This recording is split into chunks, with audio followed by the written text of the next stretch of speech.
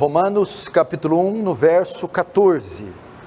Vamos fazer a leitura de Romanos 1, 14. Palavras do apóstolo Paulo. Pois sou devedor, tanto a gregos como a bárbaros, tanto a sábios como a ignorantes. Por isso, quanto está em mim, estou pronto a anunciar o evangelho, também a vós outros em Roma. Pois não me envergonho do evangelho, porque é o poder de Deus para a salvação de todo aquele que crê, primeiro do judeu e também do grego, visto que a justiça de Deus se revela no evangelho, de fé em fé, como está escrito, o justo viverá pela fé. Deixa aberto aí, não fecha não, vamos fazer a exposição desses versículos, vamos apenas fechar os olhos para mais uma oração. Pai Santo, a Ti dirigimos as palavras e voltamos nosso rosto, cônscios da nossa pequenez, da nossa insignificância, cônscios da nossa miserabilidade, mas também da Sua grandeza, majestade, misericórdia. Tem misericórdia de nós, Senhor, nesses tempos tão difíceis.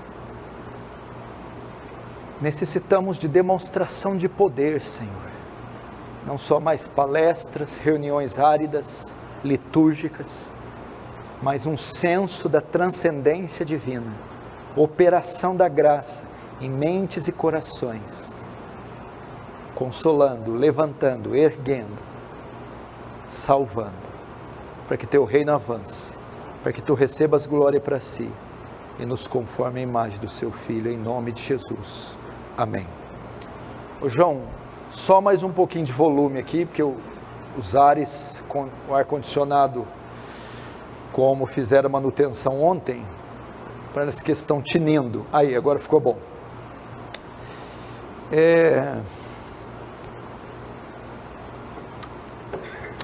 Preste atenção aqui, irmãos, o tema da minha mensagem é SOS, o mundo está morrendo. SOS, o mundo está morrendo. Eu quero chamar a atenção dos irmãos, essa noite, daqueles que estão aqui na congregação local, dos que vão me ouvir pela internet, sobre a urgente necessidade que o mundo tem da pregação do Evangelho, de ouvir o Evangelho. O mundo está morrendo e nós temos pouco tempo. Nesse sentido, a principal responsável pela condição espiritual do mundo é a igreja. É a igreja do Deus vivo, sou eu e é você. E nós somos os portadores do único remédio, do único antídoto para o mal terminal da sociedade, o mal terminal das nações. É o Evangelho de Jesus Cristo. E a urgente necessidade da pregação é em razão de como se encontra o homem. Primeiro, por causa do tempo de vida, por causa da brevidade da vida. O tempo de vida do homem é curto. Temos necessidade urgente de pregar o Evangelho aos homens por causa da brevidade da vida. O tempo é curto, é breve, e os homens terão poucas chances em uma curta e breve vida. Por isso a necessidade de pregá-los, de pregar para eles, por causa do seu breve tempo de vida. Segundo, a urgente necessidade de pregar vem em razão do tempo, da era em que nós vivemos. Estamos no tempo do fim. O fim se aproxima, a consumação dos séculos. devemos agir rápido, porque temos pouco tempo. Em Apocalipse capítulo 12, quando João tem a visão de uma mulher, de um dragão, ele diz: ai de ti, ó terra, porque o diabo desceu sobre vós, cheio de grande cólera, sabendo que pouco tempo lhe resta. Temos que evangelizar com urgência por causa do fim. E terceiro, por causa da condição do homem. Todos estão em fase terminal. Estão com a infecção incurável do pecado. Essas são as 3 razões porque há urgência em evangelizarmos o mundo. Por causa da brevidade da vida dos homens, por causa da era e dos tempos, o tempo do fim, em razão do estado terminal que cada um se encontra, em razão do vírus, da enfermidade chamada pecado. E a única saída para a condição do homem é a pregação do Evangelho. Não há outra saída. Não há outra solução para o caos moral do homem. Não há outra saída para a condição social do homem. Não há outra cura para a condição espiritual do homem, senão a pregação do Evangelho. Não importa quantos novos partidos políticos se ergam, não importa quem ocupe as cadeiras e os cargos de poder da nação, não importa as reformas que forem feitas, não importa os avanços tecnológicos e científicos, nada disso vai resolver o problema social, mundial, do homem. O problema do homem se encontra no fato que ele pecou. Todos pecaram e destituídos da glória de Deus estão, de modo que o único antídoto para o pecado é a pregação do Evangelho. E o apóstolo Paulo, nesse texto que nós lemos, de Romanos capítulo 1, versos 14 a 17, mostra a urgência, a importância e por que devemos pregar o Evangelho. Então, para todos aqueles que têm esta consciência, a consciência do estado do mundo e a consciência do nosso dever da evangelização, esse texto então vai nortear, situar, ensinar você como contribuir com o mal do mundo. E o apóstolo Paulo vai começar dizendo que nós temos uma dívida, nós somos devedores, eu e você temos uma dívida. Paulo mesmo vai dizer que a ninguém devais coisa alguma, nós não devemos dever nada, não podemos ficar devendo a homens nada, mas existe uma coisa que nós, enquanto estivermos na terra, sempre seremos devedores, sempre. E ele começa o texto dizendo que nós temos uma dívida, é o que está no verso 14, pois sou devedor. Paulo afirma aqui que tinha uma dívida, que estava constantemente devendo. O termo grego aqui aponta para, era usado com relação a finanças, a dinheiro, uma dívida.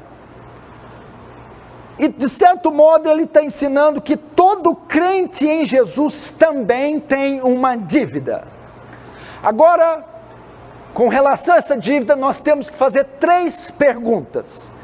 Paulo dizia, sou devedor, mas, primeiro, devedor do quê? Segundo, devedor de quem? E terceiro, devedor por quê? Do que eu sou devedor? De quem eu sou devedor? A quem eu devo? E por que eu sou devedor? Bom, primeiro, do que nós somos devedores. Do que Paulo era devedor. O que ele está falando no verso 14? Dizendo, pois sou devedor. Ele era devedor do evangelho,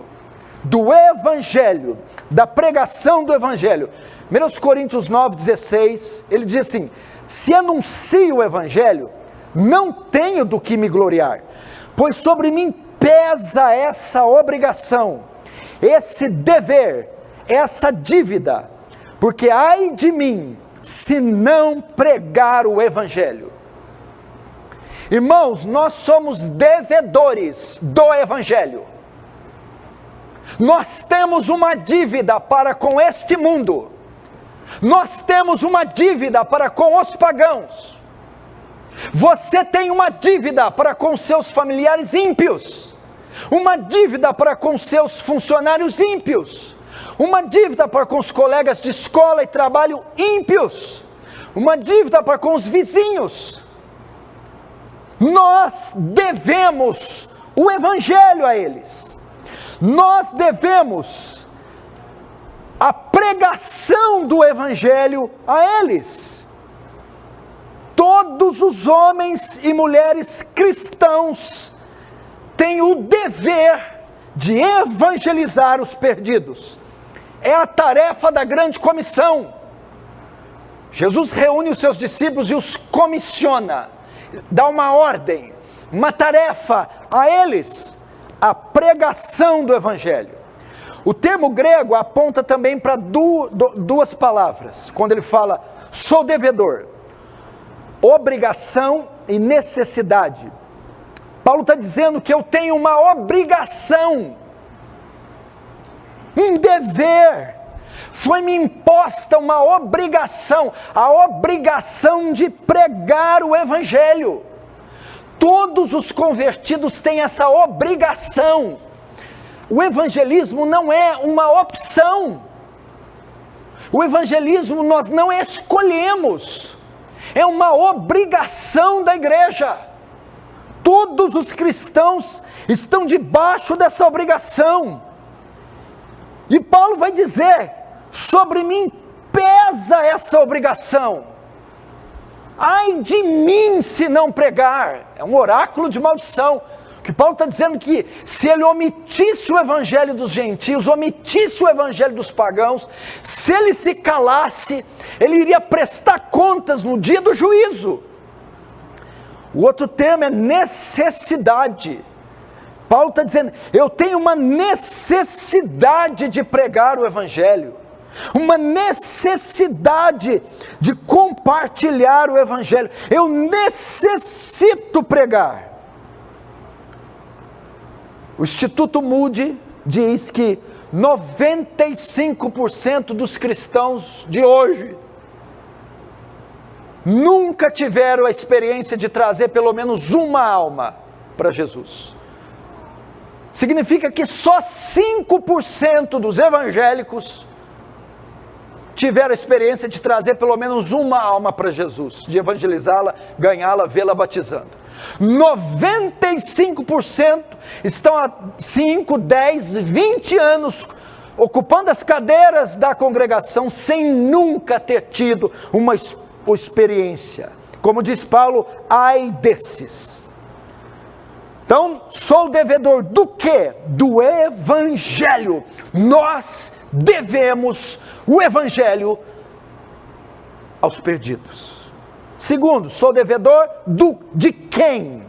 De quem eu sou devedor? Paulo diz, pois sou devedor tanto a gregos quanto a bárbaros, tanto a sábios como a ignorantes.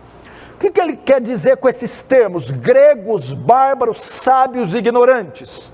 É um termo para se referir a todas as categorias de homens. A quem eu sou, de quem eu sou devedor, a quem eu devo o evangelho, todas as raças, todas as classes, todas as cores, todas as idades, todos os sexos. Somos devedores. Ou seja, temos uma dívida para com todas as categorias de pessoas não alcançadas. Devemos pregar o Evangelho. Jesus disse em Marcos 16:15: ide por todo o mundo e pregai o Evangelho a toda criatura da terra, todos os estratos sociais, todas as etnias, todos os povos. Não pode ocorrer de nenhuma vida nesta terra ficar sem ouvir o Evangelho, se isso é possível. Então devemos pregar. Quantos ainda não ouviram o Evangelho? Quantos passaram pelo nosso caminho sem que pregássemos o Evangelho? Então, meu irmão, aqueles que trafegam por nós, que fazem parte do nosso cotidiano, independente da idade, do sexo, da sua classe, da sua condição social, necessitam ouvir da sua boca, da minha, o Evangelho. Enquanto você não pregar para aquela criança, aquele homem, aquela mulher, você deve a eles o Evangelho. Você tem uma dívida com aquela avó, uma dívida com o sobrinho, uma dívida com o síndico do prédio, uma dívida com o colega de escola. E qual é a dívida? Você deve a ele o Evangelho. E por quê? Sou devedor do quê? Do Evangelho. De quem? Todos os homens. E por que Paulo devia o Evangelho? Por que ele tinha essa dívida? Porque ele foi alcançado pelo Evangelho, e foi confiado a ele o Evangelho. Todos aqueles que foram alcançados pelo Evangelho devem pregar o Evangelho. Todos os doentes que foram curados pelo Evangelho agora necessitam levar o Evangelho para aqueles que ainda não estão curados. É como se houvesse uma contaminação e eu recebesse a cura, tivesse a cura em minhas mãos, e agora, sendo detentor da cura, eu tenho obrigação de levar a cura para aqueles que ainda não estão curados. Esta é a razão porque ele era devedor, porque ele tinha que pregar, porque ele foi alcançado pelo Evangelho. 1 Coríntios 15, 1, 4 diz: irmãos, venho lembrar-vos o Evangelho que vos anunciei. Antes de tudo, vos entreguei o que também recebi, que Cristo morreu pelos nossos pecados, segundo as Escrituras, e que foi sepultado e ressuscitou ao terceiro dia, segundo as Escrituras. Veja só, antes de tudo, vos entreguei o que primeiro recebi. Por que eu vos entreguei o Evangelho? Por que eu preguei o Evangelho a vocês? Porque primeiro eu recebi o Evangelho, eu fui alcançado pelo Evangelho. É por essa razão que temos que pregar. Seria um absurdo sermos curados, seria um absurdo termos posse da cura, e seria um absurdo negarmos a cura. Desde o primeiro dia que Paulo foi alcançado na estrada de Damasco, ele se tornou um devedor, e não só foi alcançado, mas foi confiado. O mesmo texto coríntios, se anuncio o Evangelho, não tenho de que me gloriar, pois sobre mim foi posta essa obrigação, foi confiado o Evangelho a nós. Alguns pensam que a evangelização é uma tarefa só dos ministérios organizados, do evangelista ordenado, do missionário transcultural, dos pastores, dos oficiais. Não, meu irmão, a tarefa da grande comissão é para ser cumprida por uma dona de casa, por um adolescente, por um pai de família, por um novo convertido. Todos, é o Evangelho todo, para o mundo todo, através de toda a igreja. O Evangelho todo, para o mundo todo, através de toda a igreja. É assim que se evangeliza. Temos que ter essa consciência.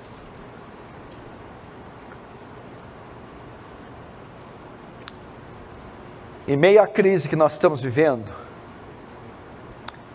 deveria ser essa a grande importância. Vamos pensar aqui. Olha só. Jesus veio ao mundo. Ficou 33 anos no mundo. De forma física, corpórea. Então, é um tempo bom. 3 décadas.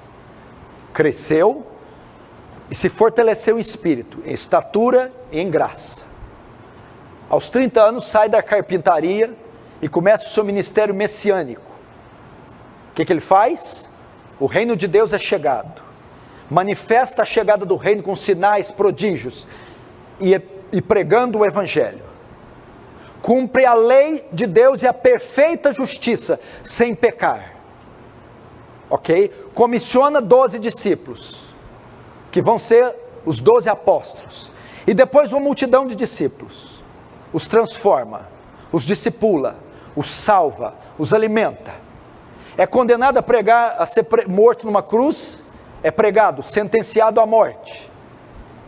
Sofre a ira de Deus, se faz pecado, se faz maldição, se faz culpado, sofre a ira de Deus, satisfaz as demandas da justiça de Deus, apazigua a ira divina, ressuscita no 3º dia. Fica um período de 40 dias na terra, com o corpo glorificado e ressurreto. Encontra os discípulos na Galileia, 500, vai subir aos céus. Agora ele dá uma ordem. Agora eu vou mostrar no que deve consistir a vida de vocês. Tá? Vocês estão salvos, alcançados, perdoados, justificados, redimidos. Tá, e agora, o que a gente faz? Vai tudo para o Play Center? Aluga um resort, fica enchendo a pança lá o dia inteiro? O que a gente faz? Vamos para Paris, Amsterdã, Johannesburgo, vamos para Nova York? Não. Ide e fazei discípulos em meu nome, batizando-os em nome do Pai, do Filho e do Espírito Santo, ensinando-os a guardar todas essas coisas. Eis que estou convosco até a consumação dos séculos. Vós sois o sal da terra, é a luz do mundo. Ou seja, ele está dizendo, parte da nossa vida tem que ser gasta na expansão do reino, na difusão do reino. Essa é a nossa missão. Vós sois sal, é um imperativo. Vós sois luz, qual que é a função de sal e de luz? Tem propriedades ativas.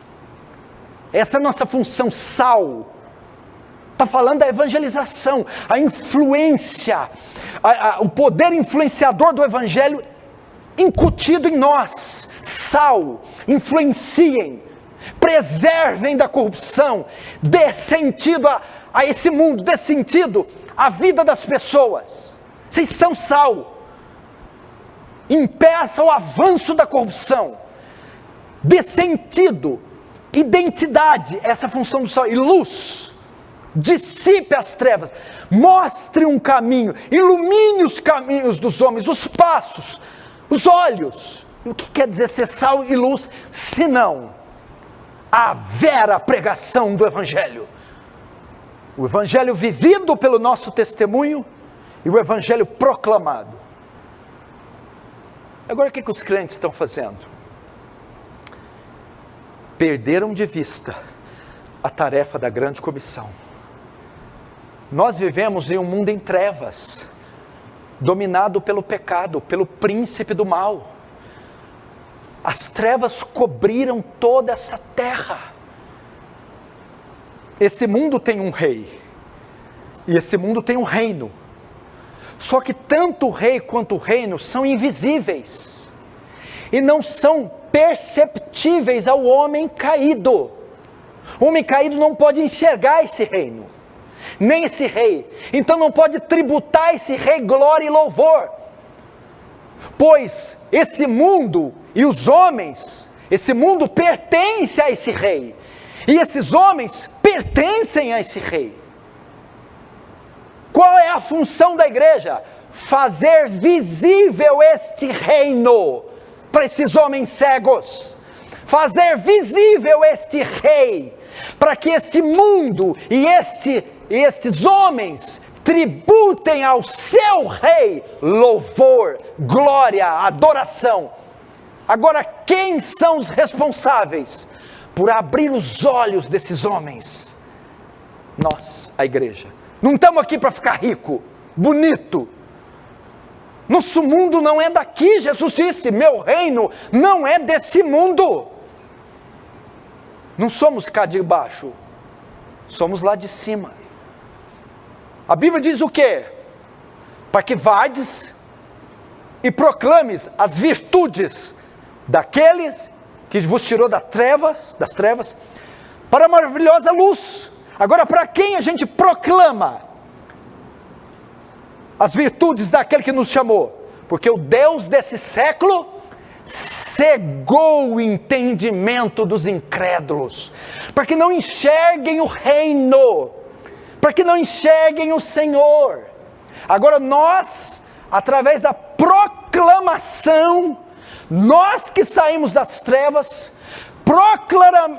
proclamaremos as virtudes daquele que nos chamou para as trevas, para a maravilhosa luz. Charles Studi diz: Deus teve um filho só e fez dele um missionário. Oswald Smith, um grande evangelista que escreveu um livro, A Paixão pelas Almas, disse que se você está na igreja e não tem interesse por evangelismo nem missões, há uma probabilidade muito grande de você nunca ter nascido de novo. É uma coisa drástica, meu irmão. Se só um de nós, se cada um de nós trouxesse só uma pessoa, dobraríamos o número e o tamanho da nossa congregação. Uma única pessoa, só uma, cada um trouxesse só uma pessoa. Mas nós não estamos preocupados com isso. O que o senhor está querendo dizer com essa meia introdução? Que a finalidade da igreja, enquanto aqui nas terras, depois de salva, é levar a salvação aos outros. Essa é a sua única função, na vertical e na horizontal. Na vertical, conhecê-lo. Na horizontal, fazê-lo conhecido. Conhecê-lo e fazê-lo conhecido. Ou seja, nossa comunhão com Deus diária é a prioridade. E a segunda, a expansão do reino.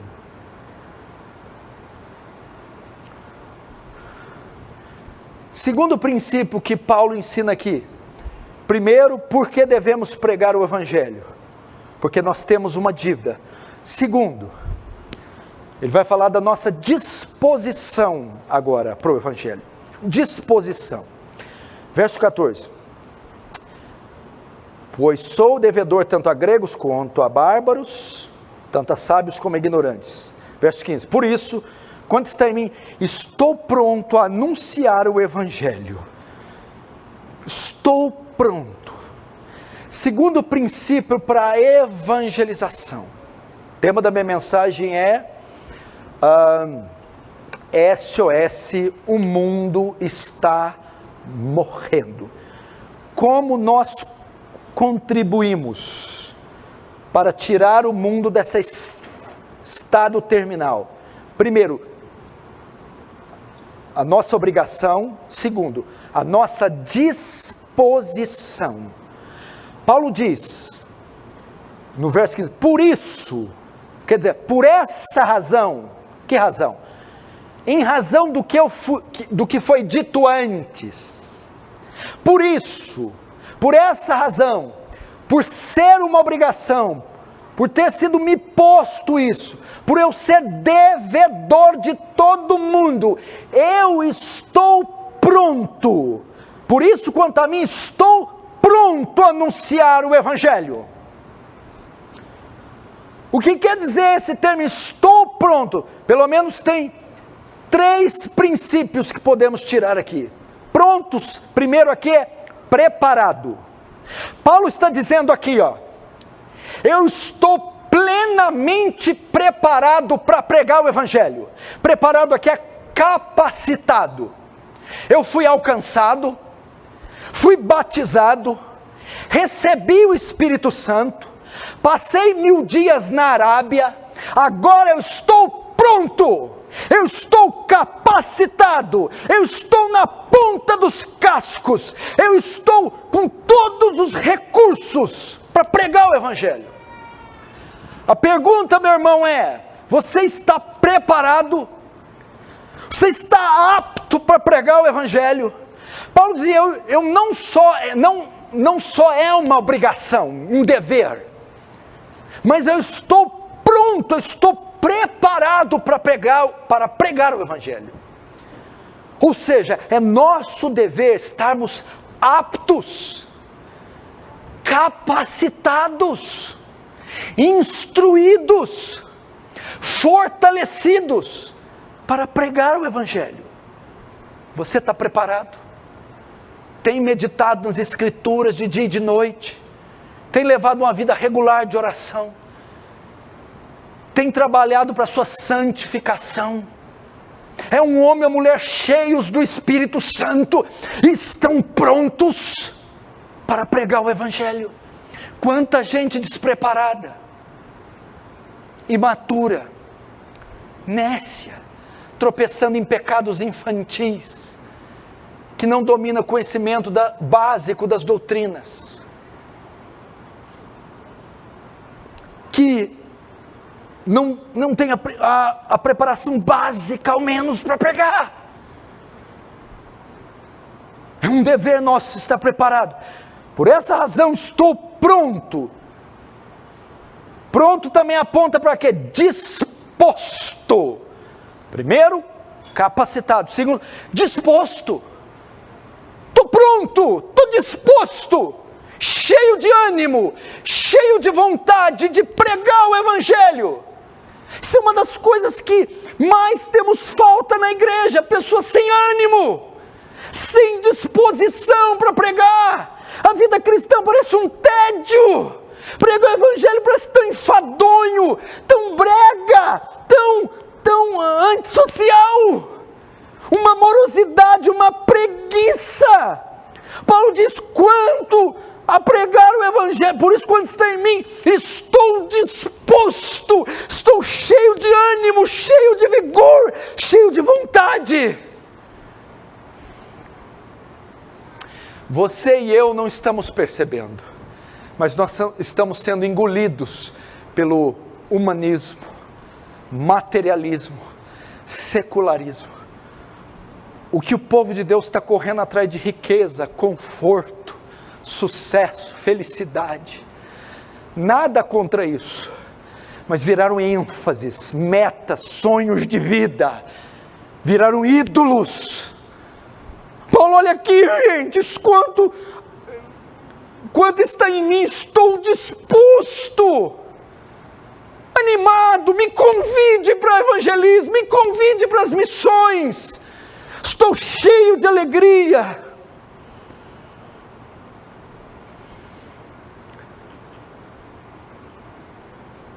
Vamos terminar o culto aqui, e eu chamo todo mundo para um rodízio de pizza na Cascata.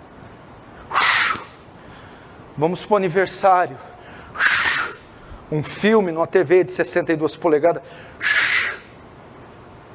vamos pôr a Bíblia debaixo do braço, a pé na Presidente Vargas, Brasil, integração, vamos evangelizar as prostitutas, os drogados, os noturnos. Quem tem mais de 30 aqui vai lembrar do Leão da Montanha, saída pela direita, Não, pastor, não é que eu não quero, não é que eu não sei, eu não sou uma besta quadrada, eu sei da questão do Evangelho, eu tenho plena consciência do que o senhor está falando, eu não rejeito suas palavras, a questão é que eu não tenho o mesmo ânimo. Quando o senhor falou da pizzaria, quando o senhor falou do polo clube, quando o senhor falou da colônia de férias, meu coração fervilha, meu rosto, sorriso é grande, mas quando me diz a respeito dessas coisas, eu não tenho ânimo, disposição, alegria. Temos que fazer como Davi: torna-me da alegria da salvação, ou aquele fogo, aquela paixão dos primeiros ânimos, dos primeiros anos.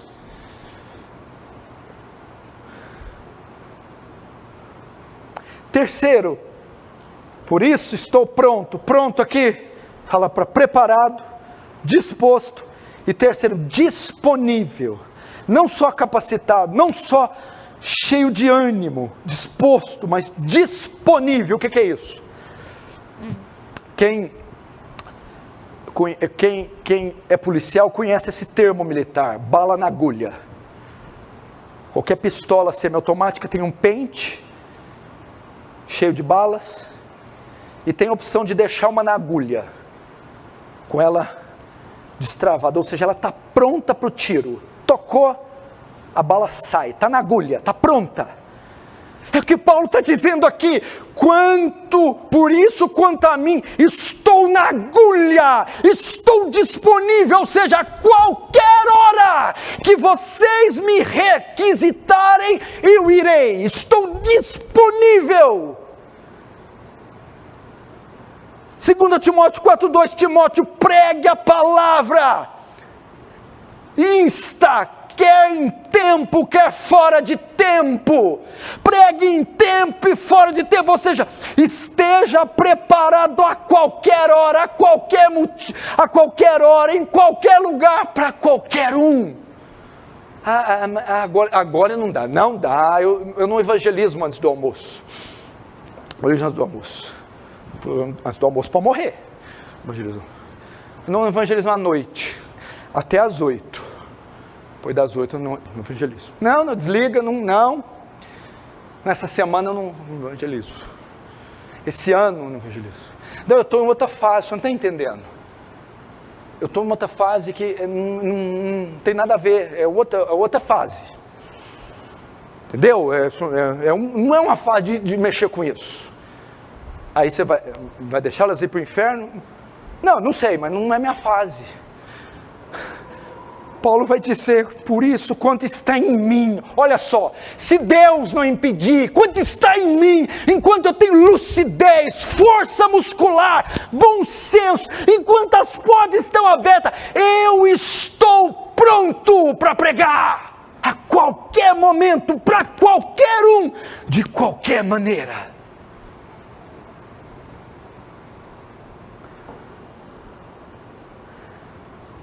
Primeiro, a dívida. Segundo, a disposição. Terceiro, o valor do Evangelho.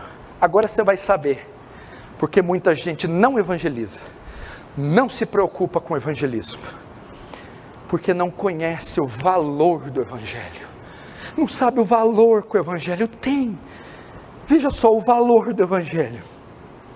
Verso 16: por isso, não me envergonho do Evangelho, não me envergonho.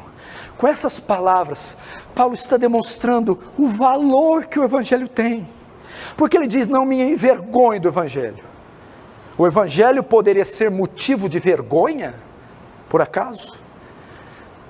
Bom, da perspectiva grega e judaica, o Evangelho não tinha valor nenhum, porque ele era o motivo de vergonha. Para os gregos, era loucura o Deus dos judeus morrer pregado numa cruz romana,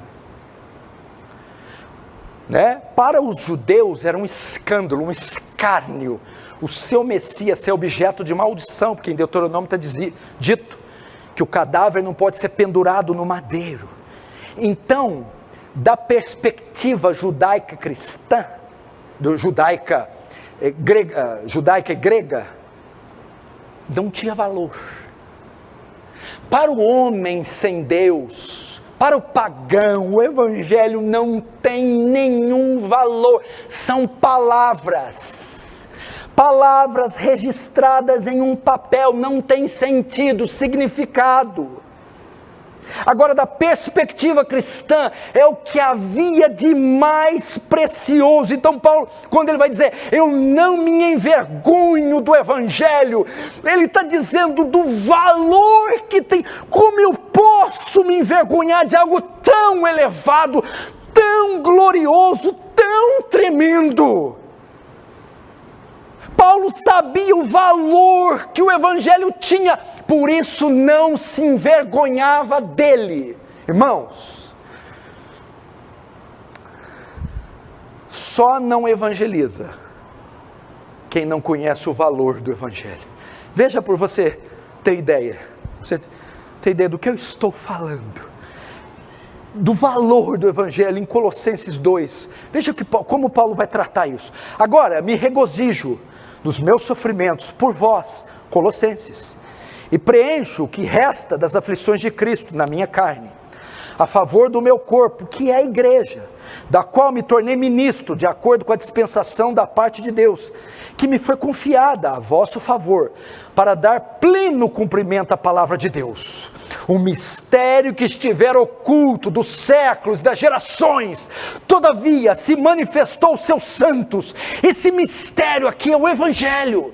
Paulo está fazendo uma construção, um pensamento para os colossenses, para mostrar a grandeza, um mistério que estiver oculto dos séculos, das gerações, agora, todavia, se manifestou aos seus santos, aos quais Deus quis dar a conhecer qual seja a riqueza da glória desse mistério entre os gentios, isto é, Cristo em vós, esperança da glória, o qual nos anunciamos, advertindo a todo homem, ensinando a todo homem, em toda sabedoria, a fim de que apresentemos todo homem perfeito em Cristo.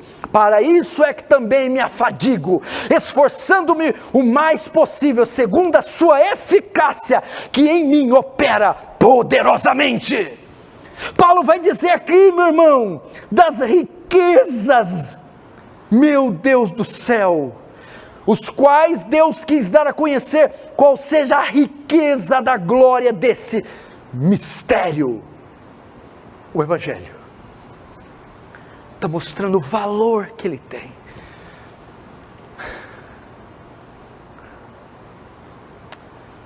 Sei lá, nós na nossa nação brasileira aprendemos muito pouco do evangelho. O evangelho é os primeiros passos apenas para entrar na fé. Jesus morreu na cruz. O evangelho é só o contato inicial da fé. Ele não tem importância, o que vem depois é o que importa, é ficar rico, bonito, é conquistar, é tomar posse, é vencer, é ser curado. Não, eu não me envergonho, porque o seu valor que tem, esse evangelho é glorioso, ele é chamado de evangelho de Cristo, ele é chamado de evangelho de Deus. Paulo chama de meu evangelho, o evangelho da salvação. Ele é valioso, e por que ele é valioso? Por causa do poder que nele tem. Vamos ver agora o poder do evangelho. Volta lá, 16. Pois não me envergonho do evangelho, porque é o poder de Deus para a salvação. É o poder de Deus. Por que ele não se envergonhava? Por causa do valor, e o valor do evangelho é demonstrado no poder que ele tem. Paulo diz aqui que o evangelho é o poder. Essa palavra poder, ela vem da palavra grega dunamis, é da onde se origina a palavra dinamite. Paulo está dizendo, eu não me envergonho, porque esse evangelho é poderoso. Esse evangelho é mais que uma ciência, esse evangelho é virtude. Por isso você deve evangelizar, meu irmão. É mais que um escopo, é mais que um compêndio de ensino, é mais que uma filosofia. O evangelho é poder, poder. Dunamis. Para que serve a dinamite? Essa palavra grega, dunamis, é de onde vem dinamite, explosão, dínamo, poder, radiação. Geralmente quando eles querem explodir grandes rochedos, grandes pedregulhos, o que eles usam? Dinamite. Demolir grandes construções, dinamite. Derrubar pontes, pode ser rochas, das mais empedernidas, mais duras, dinamite. O Senhor está dizendo, irmãos, o Evangelho, ele é capaz de despedaçar, triturar, penetrar em qualquer coração, seja o mais duro que for, ele explode, ele arrebenta, ele penetra, ele é poderoso, ele destrói fortalezas, ele destrói principados, potestades, tudo vem abaixo ao poder do Evangelho. Esse Evangelho que nós temos é poderoso, por isso você não deve se envergonhar, ele tem valor, por causa do poder que ele tem.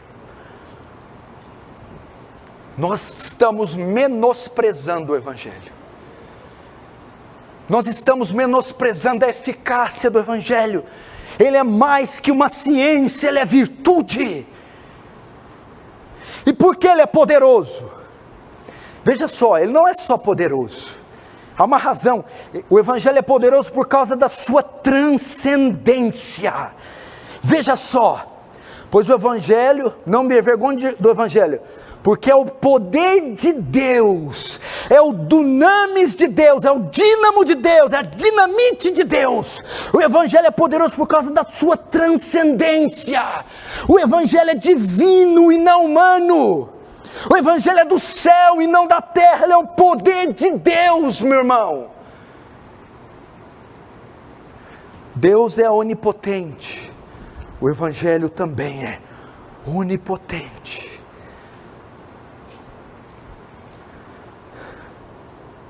Ele é poderoso por causa da sua transcendência. Temos em nossas mãos um poder divino e não humano, um poder do céu e não da terra. Ah, se confiássemos nisso.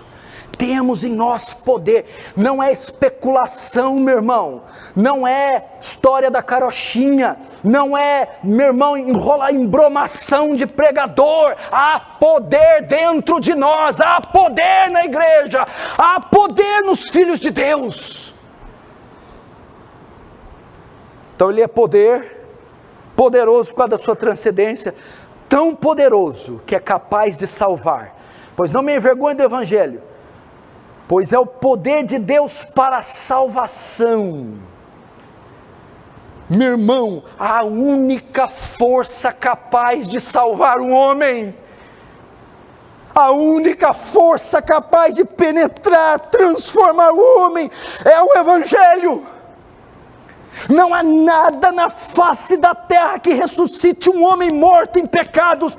Não há nada aqui em campo físico que pode salvar um homem em pecados. Não há nada na terra que possa transformar um homem, senão o poder do Evangelho.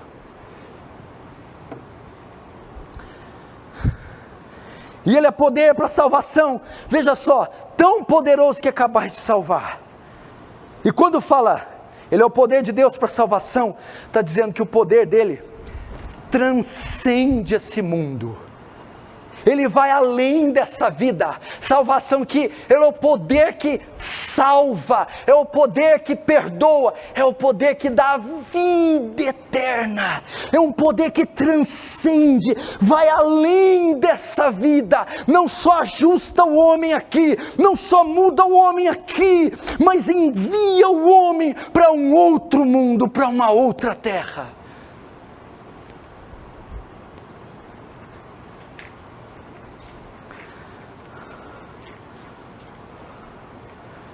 Por isso devemos evangelizar. Ele é poderoso.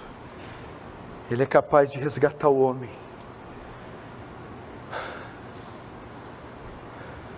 Por que devemos evangelizar? Porque é nossa obrigação. Somos devedores. Do quê? Do Evangelho. A quem? Todos os homens. Por quê? Porque fomos alcançados por Ele. Fomos alcançados pelo Evangelho. Que mais? Por isso, temos que estar dispostos, preparados, animados, disponíveis, pois esse Evangelho é valioso e poderoso. E por que temos que evangelizar? Quinto e último, porque nele, no Evangelho, se encontra a solução para todos os problemas do homem. Por que temos que evangelizar? Porque nele, no Evangelho, se encontra a solução para todos os problemas do homem. Se não, vejamos no verso 17: visto que a justiça de Deus se revela, ou em outras traduções, nele se encontra a justiça de Deus, de fé em fé, como está escrito, o justo viverá por fé. Nele se descobre, nele se encontra toda a justiça de Deus. Veja só, qual é o grande problema do mundo? Qual é o grande mal do mundo, meu irmão? Da onde se origina todo tipo de males? A resposta é o pecado. É do pecado que se origina todo tipo de males. O mal, o grande mal do mundo é o pecado. E o pecado traz todas essas consequências. Romanos 1,18, por causa do pecado. Veja só, vamos para a condição do mundo. Romanos 3:23, todos pecaram e destituídos da glória de Deus estão. Essa é a raiz, esse é o câncer. Agora os efeitos. Romanos 1,18, do céu, por causa do pecado, se manifesta, se revela a ira de Deus contra toda a impiedade dos homens. Essa é a razão de toda essa desgraça, todo esse mal congênito, toda essa abominação que se torna o mundo. E não só isso, ele também se encontra debaixo de condenação. De modo que nele, no Evangelho, se encontra a solução. Quando Paulo diz nele, se descobre a justiça de Deus. O que é isso? A razão do homem estar no estado que ele está é porque ele é inimigo de Deus. Porque ele caiu, ele está em pecado. Agora, no Evangelho, se descobre como um homem pode se tornar justo, como um homem pode resolver o seu problema jurídico com Deus, como um homem pode fazer as pazes com Deus, como um homem pode cancelar todos os efeitos negativos do pecado.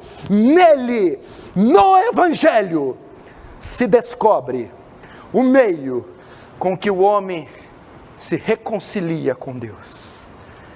Aplaca a ira de Deus, dissipa todos os efeitos do pecado. Nele, no Evangelho, o homem se reconcilia com Deus.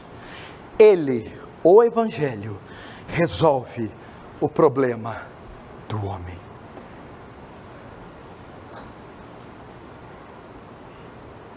É o Evangelho. Nele. Essa era a grande pergunta que era feita até os dias de Paulo. Como um homem pode resolver o problema do sofrimento? As três grandes questões da humanidade: o problema do sofrimento, o problema do mal e o problema da morte. Como um homem pode resolver o problema do mal? De onde o mal vem? Porque as pessoas são más, porque elas matam, elas roubam, elas trapaceiam, porque detonam bombas, mísseis, porque estupram, esfaqueiam, assassinam. Da onde vem o mal e como curá-lo? O sofrimento. Porque tem tragédias, chacinas, morticínios, infanticídios, suicídios, guerras, pestes, doenças. Da onde vem o sofrimento? Como vencê-lo? E a última pergunta, a morte.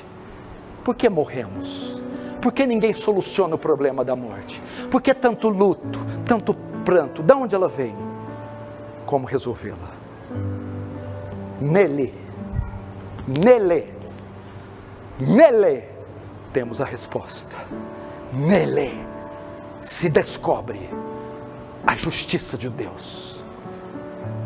Como vencemos a morte? Da onde ela vem? Como vencemos o sofrimento? Da onde ele vem? E como estancamos o mal? E da onde ele vem? Através do Evangelho.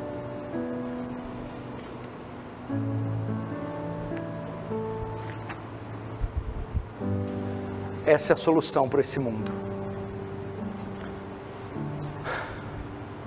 O mundo se encontra em fase terminal. E eu e você temos o remédio. O Evangelho. A pregação do Evangelho. O mundo tem urgência. Deus tem urgência. Vamos obedecer a tarefa da grande comissão. Como eu faço isso? Use o celular. Mande áudio, palavra escrita, link de pregação, texto. Visite. Vá pessoalmente naquela casa, bairro, cidade, estado. Use o telefone, ligue. Escreva uma carta, um e-mail.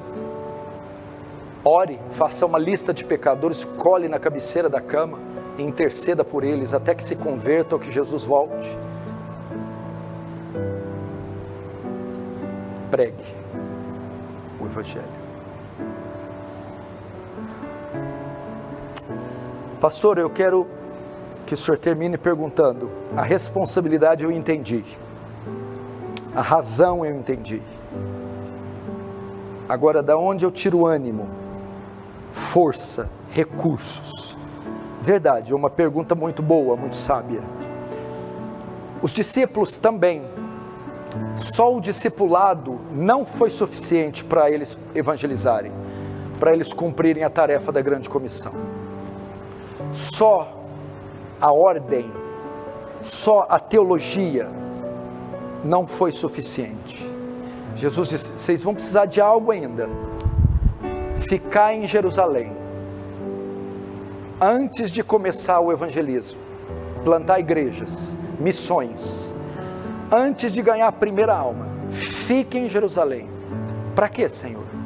Para que do alto vocês sejais revestidos de poder. Vocês precisam de uma capacidade, o ânimo, a sabedoria, a persuasão, os recursos virão do céu, virão do Espírito Santo. Vocês terão que ser cheios, revestidos. Talvez esse seja o grande problema de não evangelizarmos. Estamos secos, frios, vazios do poder, da unção do Espírito Santo. Vamos orar e pedir isso agora. Feche os olhos, curva a sua cabeça.